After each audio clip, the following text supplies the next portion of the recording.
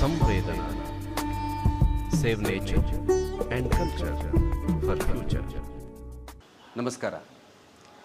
ದೀಪಾವಳಿಗೆ ಇನ್ನು ಕೆಲವೇ ದಿನಗಳು ಉಳಿದಿವೆ. ದೀಪಾವಳಿಯ ಸಂಭ್ರಮ ಮುಗೀತಾ ಇದ್ದಂತೆ ಉತ್ಥಾನ ದ್ವಾದಶಿ, ತುಳಸಿ ಪೂಜೆ ಸಡಗರ. ಕರಾವಳಿ ಭಾಗದಲ್ಲಿ ಅನೇಕರು ತುಳಸಿ ಪೂಜೆ ಮಾಡಲಿಕ್ಕೋಸ್ಕರ ಉತ್ಥಾನ ದ್ವಾದಶಿ ತನಕ ಕಾಯೋದಿಲ್ಲ. ದೀಪಾವಳಿ ದಿನವೇ ಆಚರಿಸುವವರು ಬಹಳ ಮಂದಿ ಇದ್ದಾರೆ.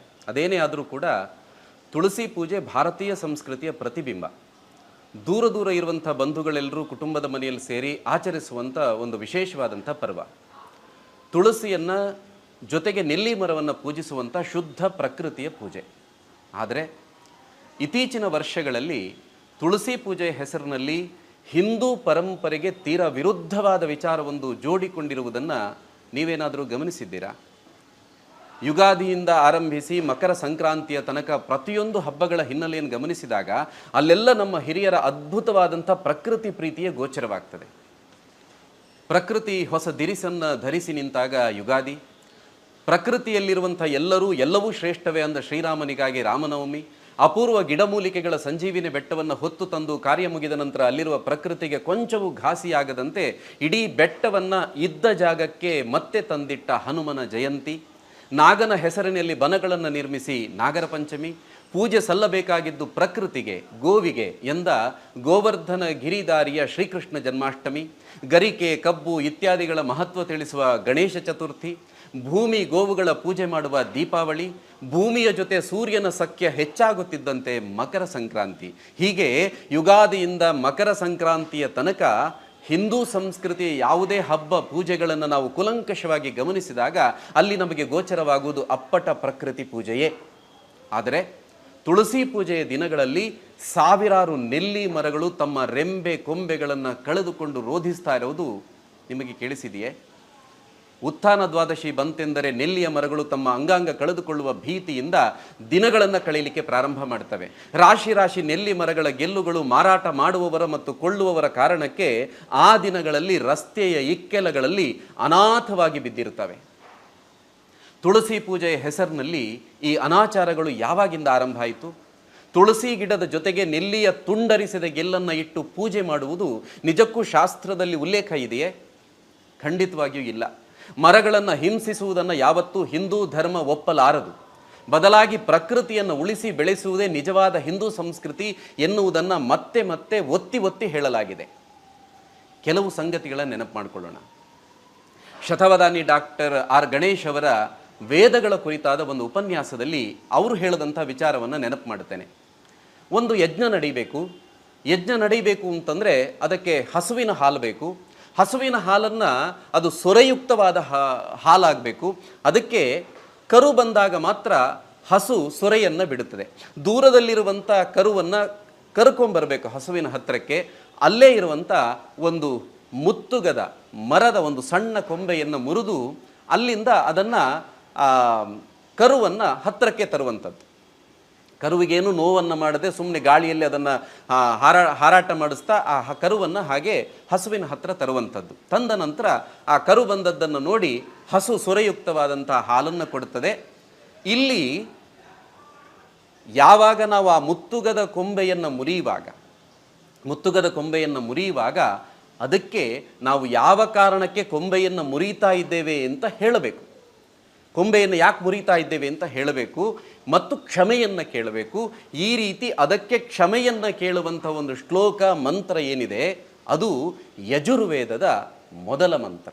ಇಷೇತ್ವ, ನಾನು ಅನ್ನಕ್ಕಾಗಿ, ಊರ್ಜೇತ್ವ, ತೇಜಸ್ಸಿಗಾಗಿ ನಿನ್ನ ಪುಟ್ಟ ಕೊಂಬೆಯನ್ನು ಮುರಿತಾ ಇದ್ದೇನೆ ಅಂತ ಹೇಳಿ ಬೇಡಿಕೊಳ್ಳುತ್ತಾ ಆರಂಭವಾಗುವುದು ಯಜುರ್ವೇದ. ಕಲ್ಪನೆ ಮಾಡಿಕೊಳ್ಳಿ, ನಮ್ಮ ಹಿರಿಯರಿಗೆ ಪ್ರಕೃತಿಯ ಬಗ್ಗೆ ಇದ್ದ ಕೃತಜ್ಞತೆ ಅದು ಯಾವ ಪರಿಯದ್ದು. ಹೀಗಿರುವಾಗ ಆ ಸಮೃದ್ಧವಾಗಿರುವ ನೆಲ್ಲಿಯ ಮರವನ್ನು ಬೋಳಿಸಿ ಅದರ ಗೆಲ್ಲನ್ನು ತಂದು ಪೂಜೆ ಮಾಡಿ ಎನ್ನುವ ವಿಚಾರ ನಮ್ಮ ಶಾಸ್ತ್ರಗಳಲ್ಲಿ ಹೇಳಲಿಕ್ಕೆ ಸಾಧ್ಯ ಇದೆಯಾ? ಒಂದು ಗರಿಕೆಯನ್ನು ಕೀಳುವಾಗಲೂ ಕೂಡ ನಿನಗೆ ನೋವಾಗ್ತದೆ, ನನ್ನನ್ನು ಕ್ಷಮಿಸು ಅಂತ ಕೇಳುವಂಥ ಉತ್ಕೃಷ್ಟವಾದಂಥ ಪರಂಪರೆ ನಮ್ಮದು. ಉಡುಪಿಯ ವಿದ್ವಾಂಸರಾದ ಶ್ರೀ ಕೃಷ್ಣರಾಜ್ ಭಟ್ ಕುತ್ಪಾಡಿ ಅವರಲ್ಲಿ ಈ ನೆಲ್ಲಿಯ ಗೆಲ್ಲನ್ನು ಮುರಿದು ತಂದು ಪೂಜೆ ಮಾಡುವ ಬಗ್ಗೆ ಸ್ಪಷ್ಟನೆ ಕೇಳಿದಾಗ ಅವರು ಹೇಳ್ತಾರೆ, ನೆಲ್ಲಿಯ ಗೆಲ್ಲನ್ನು ಪೂಜೆ ಮಾಡಬೇಕು ಅಂತ ಯಾವ ಶಾಸ್ತ್ರದಲ್ಲೂ ಹೇಳಿಲ್ಲ. ಅಲ್ಲಿ ಹೇಳಿರುವುದೇನು ಅಂತಂದರೆ, ಮೊದಲು ನೆಲ್ಲಿ ಮರಕ್ಕೆ ಪೂಜೆ ಮಾಡಬೇಕು, ಆನಂತರ ಕುಟುಂಬ ಸಮೇತರಾಗಿ ಆ ಮರದ ಬುಡದಲ್ಲಿಯೇ ಕುಳಿತು ವನಭೋಜನವನ್ನು ಮಾಡಬೇಕು. ಇದು ಶಾಸ್ತ್ರದಲ್ಲಿ ಹೇಳಿರುವ ವಿಚಾರ. ಎಷ್ಟು ಜ್ಞಾನಪೂರ್ಣವಾದ ಚಿಂತನೆ ಇದು. ನೆಲ್ಲಿಯ ಮರವನ್ನು ಧಾತ್ರಿ ಅಂತ ಕರೀತಾರೆ. ಧಾತ್ರಿ ಅಂದರೆ ತಾಯಿ ಅಂತ, ಸಲಹುವವಳು ಅಂತ ಅರ್ಥ. ಆ ಸಲಹುವ ತಾಯಿಗೆ ಕುಟುಂಬದವರೆಲ್ಲ ಸೇರಿ ಪೂಜೆ ಸಲ್ಲಿಸಿ ಅವಳ ಮಡಿಲಿನಲ್ಲಿ ಕುಳಿತು ಮಕ್ಕಳು ಉಣ್ಣಬೇಕು. ಆ ಚಿತ್ರಣವನ್ನು ಕಲ್ಪಿಸಿಕೊಳ್ಳುವಾಗಲೇ ಆನಂದದಿಂದ ಮೈ ರೋಮಾಂಚನವಾಗ್ತದೆ. ಇಂಥ ಉತ್ಕೃಷ್ಟ ಸಂಸ್ಕೃತಿಯನ್ನು ನಮ್ಮ ಅನುಕೂಲಕ್ಕಾಗಿ ಅಥವಾ ಮೌಢ್ಯದಿಂದ ಅದೆಷ್ಟು ಕುಲಗಿಡಿಸಿ ಬಿಟ್ಟಿದ್ದೇವೆ ನಾವು. ನಮ್ಮ ಹಿರಿಯರು ಆಚರಣೆಗಳ ರೂಪದಲ್ಲಿ ಪ್ರಕೃತಿ ಪೂಜೆ ಮಾಡಿದರೆ, ನಾವು ಈ ಆಧುನಿಕ ಜಗತ್ತಿನಲ್ಲಿ ದಿನ ಬೆಳಗಾದರೆ ಚಿತ್ರ ವಿಚಿತ್ರ ನಾಮಗಳನ್ನು ಧರಿಸಿಕೊಂಡು ಟಿ.ವಿ ಪರದೆಯಲ್ಲಿ ಕಾಣಿಸಿಕೊಳ್ಳುವಂಥ ನಕಲಿ ಜ್ಯೋತಿಷಿಗಳ ಪ್ರವಾಹಕ್ಕೆ ಸಿಕ್ಕು ಮೌಢ್ಯಾಚರಣೆಯ ಮೂಲಕ ಪ್ರಕೃತಿಗೆ ಕೊಡಲಿಯನ್ನು ಹಾಕ್ತಾ ಇದ್ದೇವೆ.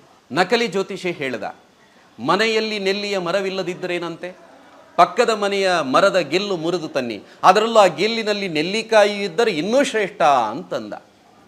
ಗೆಲ್ಲು ಮುರಿಯುವವರ ಸಂಖ್ಯೆ ಹೆಚ್ಚಾಗ್ತಾ ಬಂತು. ಕ್ರಮೇಣ ಗೆಲ್ಲು ಮುರಿದು ಮಾರುವವರ ಸಂಖ್ಯೆಯು ಹೆಚ್ಚಾಯಿತು. ವ್ಯಾಪಾರ ಕುದುರಿತು. ನೆಲ್ಲಿಕಾಯಿಗಳಿರುವ ಗೆಲ್ಲಿಗೆ ಹೆಚ್ಚು ಬೆಲೆ. ಶ್ರೀನಿವಾಸನ ನೆಲೆ ಇರುವ ನೆಲ್ಲಿಯ ಮರಗಳ ಮಾರಣ ಹೋಮ ಪ್ರಾರಂಭ ಆಯಿತು.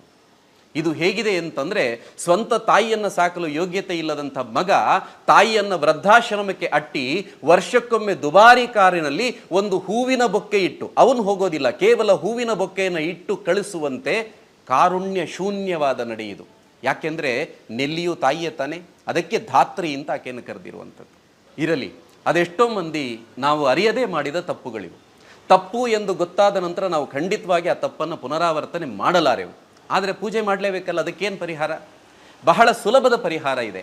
ಅಲ್ಲೆಲ್ಲೋ ರಸ್ತೆ ಬದಿಗಳಲ್ಲಿ, ಸಂತೆ ಮಾರ್ಕೆಟ್ಗಳಲ್ಲಿ ರಾಶಿ ಹಾಕಿರುವ ನೆಲ್ಲಿಯ ಗೆಲ್ಲುಗಳನ್ನು ಹುಡುಕೊಂಡು ಹೋಗಬೇಡಿ. ಬದಲಿಗೆ ಒಂದು ಪುಟ್ಟ ನೆಲ್ಲಿಯ ಗಿಡವನ್ನು ಮನೆಗೆ ತನ್ನಿ, ಅದನ್ನೇ ಪೂಜಿಸಿ. ಪ್ರತಿ ವರ್ಷ ಪೂಜೆ ಮಾಡಿ. ಶ್ರೀನಿವಾಸನ ಜೊತೆಗೆ ತಾಯಿ ಮಹಾಲಕ್ಷ್ಮಿಯು ಪ್ರಸನ್ನಳಾಗ್ತಾಳೆ. ಪ್ರಕೃತಿಗೂ ಒಂದು ಕೊಡುಗೆಯಾಗ್ತದೆ. ಮರ ಕಡಿದುದರಿಂದ ಸುತ್ತಿಕೊಳ್ಳುವ ಪಾಪದಿಂದಲೂ ವಿಮೋಚನೆಯಾಗ್ತದೆ. ಕೆಲವು ವರ್ಷಗಳಿಂದ ನೆಲ್ಲಿಯ ಗೆಲ್ಲನ್ನು ಪೂಜೆ ಮಾಡ್ತಾ ಬಂದವರಿಗೆ ಸ್ವಲ್ಪ ಇರುಸು ಮುರುಸು ಉಂಟಾಗಿರ್ಬೋದು. ದಯವಿಟ್ಟು ಬೇಸರಿಸಿಕೊಳ್ಳದೆ ಒಮ್ಮೆ ಶಾಂತವಾಗಿ ಯೋಚಿಸಿ.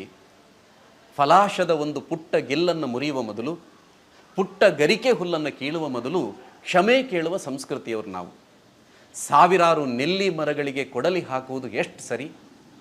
ನಾನು ನಿಮ್ಮ ಮುಂದೆ ಇಟ್ಟಿರುವಂಥ ವಿಚಾರ ಹೌದು ಅಂತ ಅನಿಸಿದರೆ ದಯವಿಟ್ಟು ನಿಮ್ಮ ಸಂಬಂಧಿಕರಿಗೆ, ಬಂಧು ಮಿತ್ರರಿಗೆ ಈ ವಿಚಾರವನ್ನು ಮನದಟ್ಟು ಮಾಡಿಸಿ. ಕನಿಷ್ಠ 10 ಮಂದಿಗೆ ತಿಳಿ ಹೇಳಿ. ಆಗ ಜೋಗದ ಸಿರಿ ಬೆಳಕಿನಲ್ಲಿ, ತುಂಗೆಯ ತೆನೆ ಬಳುಕಿನಲ್ಲಿ, ಸಹ್ಯಾದ್ರಿಯ ಲೋಹದ ದಿರ ಉತ್ತುಂಗದ ನಿಲುಕಿನಲ್ಲಿ, ನಿತ್ಯ ಹರಿದ್ವರ್ಣವನದ ತೇಗ ಗಂಧ ತರುಗಳಲ್ಲಿ ನಿತ್ಯೋತ್ಸವ ತಾಯಿ ನಿತ್ಯೋತ್ಸವ ಅನ್ನುವಂಥ ಸಾಲುಗಳಿಗೆ ಅರ್ಥ ಬರುತ್ತದೆ. ಕೆಲ ವರ್ಷ ಕಳೀತಾ ಇದ್ದಂತೆ ನಾವು ತಂದಿಟ್ಟಿದ್ದಂಥ ಪುಟ್ಟ ನೆಲ್ಲಿಯ ಗಿಡ ಮರವಾಗ್ತದೆ, ಹೆಮ್ಮರವಾಗ್ತದೆ. ಅದರ ಬುಡದಲ್ಲಿ ಕುಳಿತು ಕುಟುಂಬದವರೆಲ್ಲ ಸೇರಿ ವನಭೋಜನ ಮಾಡೋಣ. ಆಗ ನಿಜವಾದ ತುಳಸಿ ಪೂಜೆ ಆಚರಣೆಯಾಗ್ತದೆ. ಆ ಶ್ರೀನಿವಾಸ ಮತ್ತು ಶ್ರೀ ತುಳಸಿ ಇಬ್ಬರೂ ನಮ್ಮನ್ನು ಹರಸ್ತಾರೆ. ನಮಸ್ಕಾರ. ಸಂವೇದನಾ, save nature and culture for future.